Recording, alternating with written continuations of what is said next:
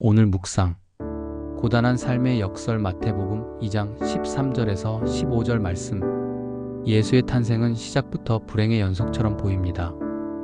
결혼하기 전 임신한 것도 마리아에게도 요셉에게도 충격적인 일입니다. 주변 사람들은 배가 불러오는 마리아를 보고 의심의 눈초리로 쳐다보았을 수 있습니다. 만약 그렇다면 요셉을 바라보는 눈빛도 그리 곱지 않았을 것으로 추정할 수 있습니다. 임신부터 일이 복잡했다는 뜻입니다. 배가 한창 불러올 때였습니다. 아우구스투스 황제가 전 로마 통치 지역에 호적 등록 칙령을 내렸습니다.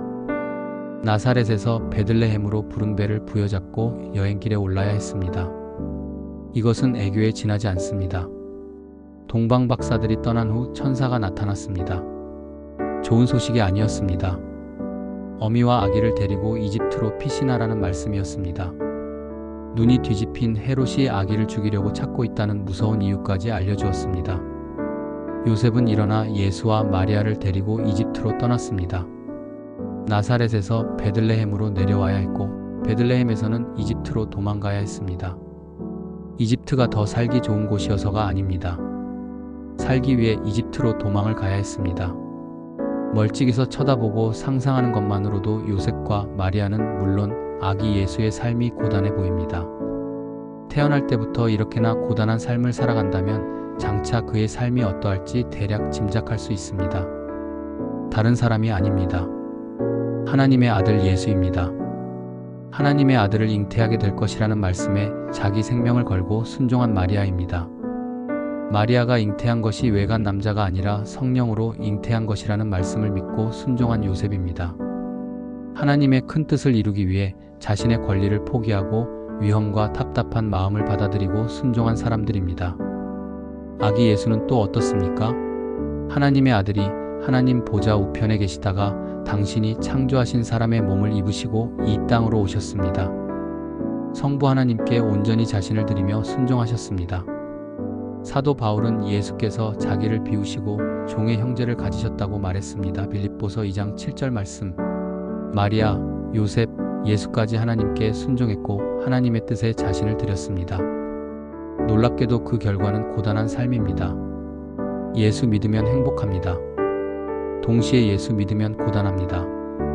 특히나 하나님의 뜻을 좇아 살아가려고 하고 하나님의 말씀에 순종하려고 하면 고난과 고통이 따릅니다. 고단한 삶이 보장되어 있다고 해도 아주 틀린 말은 아닙니다. 사도 바울은 그리스도 안에서 경건한 삶을 살고자 하는 사람은 모두라는 단어에 강조점을 찍어야 합니다. 핍박당할 것이라고 말했습니다. 디모데후서 3장 12절 말씀. 상당히 불편한 말씀입니다. 한편으론 이해하기 힘들지만 한편으로 당연한 일입니다. 죄로 물든 우리가 죄로 물든 세상에서 죄로 물든 사람들 틈바구니에서 예수 안에서 경건하게 살아가는데 박해가 없을 수 없기 때문입니다. 박해가 없다면 오히려 멈춰서서 내가 진실로 예수의 뒤를 따르고 있는지 질문해야 할지도 모릅니다. 삶이 고단한 것이 모두 경건하게 살기 때문은 아니겠지만 경건하게 살려면 반드시 고단할 수 있다는 것을 기억해야 합니다. 놀라운 사실이 있습니다. 진정한 왕이신 예수께서 완력과 무력과 권력을 휘두르는 헤롯을 피해 이집트로 도망간 것은 불행한 일이 틀림없습니다. 보기에 따라 어처구니 없는 일처럼 보이기도 합니다.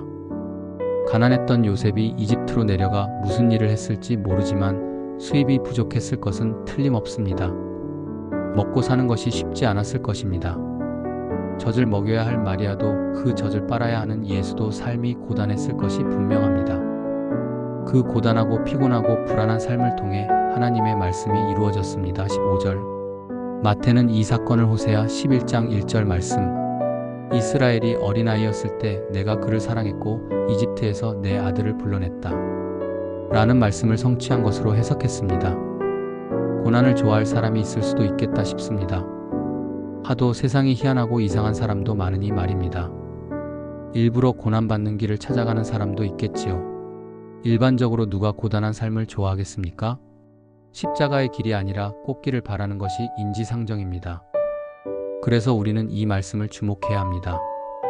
하나님께 순종한 요셉과 마리아, 하나님께 순종한 예수께서 고단한 삶을 사셨다면 그 고단한 삶을 통해 하나님의 말씀을 성취하셨다면 고단한 삶이 오히려 우리 그리스도인이 걸어야 할 삶일 수도 있지 않을까요?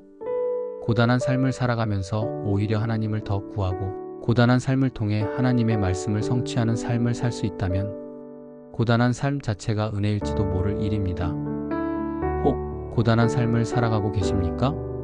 그것이 나의 욕심 때문인지 세상이 그렇게 작동하기 때문인지 아니면 주의 말씀을 따라 살아가려고 애쓰기 때문인지는 면밀하게 살펴보아야 하겠지요. 이것저것 뒤죽박죽 다 섞였을 수도 있을 것입니다. 괜찮습니다. 살아갈수록 삶이 고단하다고 느낀다면 우리가 그래도 한 걸음씩 더 주께로 가까이 가기 때문일 수 있습니다.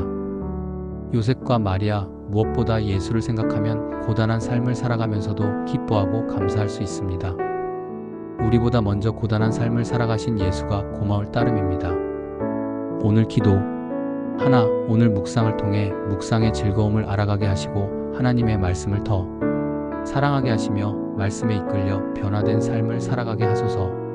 둘, 순종을 통해 고난의 길을 걷고 고난의 길을 걸으며 하나님의 말씀을 성취하신 예수님과 요셉과 마리아를 본받아 경건의 길을 걸으며 주의 뜻을 이루는 교회와 성도로 자라가고 깊어지게 하소서.